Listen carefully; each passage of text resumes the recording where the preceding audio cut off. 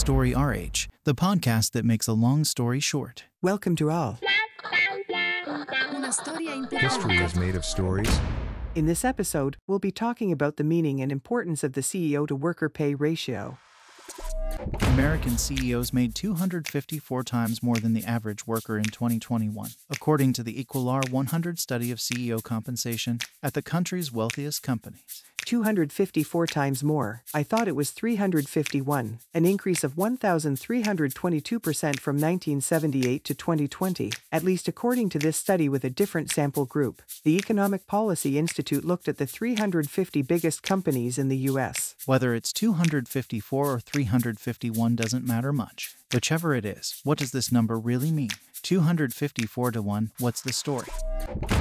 Companies often address the question of a fair wage solely by looking at the difference between the two extremes. It's reductive, but it's also highly symbolic. These extremes amplify the feeling of injustice. Employees end up feeling, rightly or wrongly, like there are two separate worlds out there and the border between them is impossible to break through. And it's important to never underestimate the power of symbols. For example, in 2012, Andrew Moss, the CEO of British insurance company Aviva, was forced to resign when shareholders decided his salary was indecent given his performance. As you can see, employees aren't the only ones who get riled up by the topic. In 2022, the same thing happened, but this time in France, with the scandal surrounding Stellantis CEO Carlos Tavares' salary. At 19 million euros in 2021, and potentially 65 million euros with deferred benefits, he nearly set a new record in France. Of course, with a salary like that, he's not working 35 hours a week. But even if you assume that he works 365 days a year, at 65 million euros a year, that makes 120 euros a minute.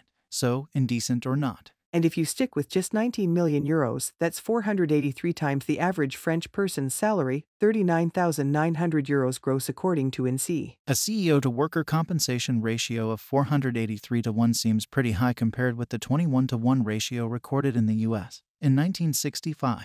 Exactly, 21 to 1 isn't shocking, but 300 to 1 makes me wonder. For example, what are the people who agree to pay such huge salaries really buying? Performance, talent, the right to do what they want with that talent. Even though it's highly subjective, companies can't escape the question of what is and isn't socially acceptable. Whether a company's employees are right about the indecency of paying a particularly high salary to the CEO or not doesn't matter, because when the group determines that it's beyond the limit of the acceptable, the company suffers the consequences no matter what. This sort of thing can make even the most solid social contract implode.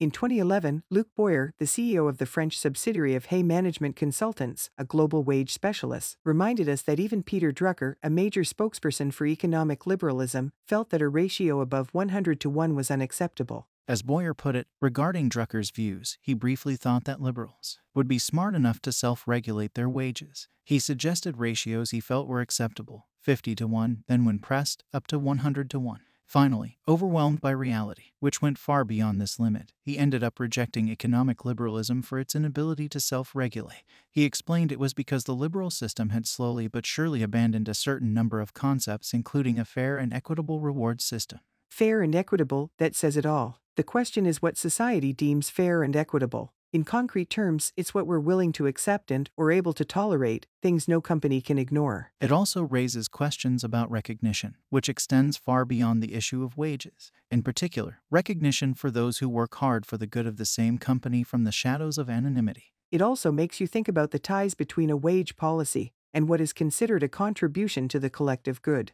To recap, beyond the question of morality, companies can't avoid the highly symbolic issue of the pay gap because doing so can severely damage or even break the social contract. Is that right? Exactly right. Way to make a long story short. Story RH, the podcast that makes a long story short.